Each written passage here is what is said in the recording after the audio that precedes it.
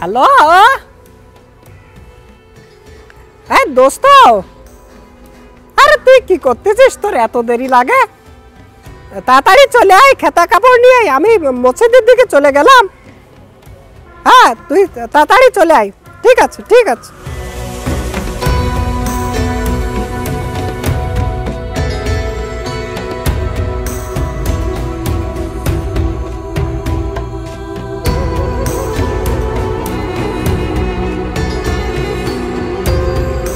এই তোরা কি করতেছিস রে?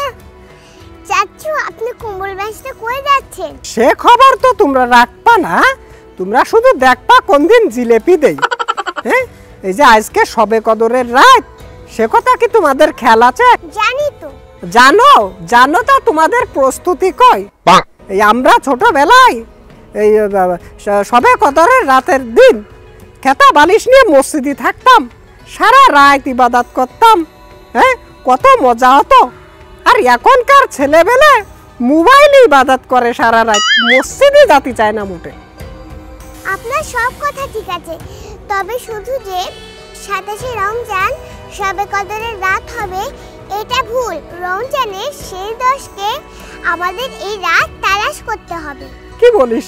জানতাম না তো। জি চাচু, এই রাত আল্লাহ নির্দিষ্ট করে দেননি। ছোট মানুষের কাছে শিখতে হচ্ছে। যাই হোক ভাই বউ, তোরা মনে কিছু করিস নে।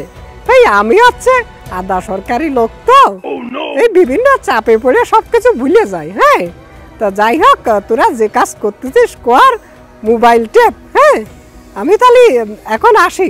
হ্যাঁ, তোরা মোবাইল টেপ।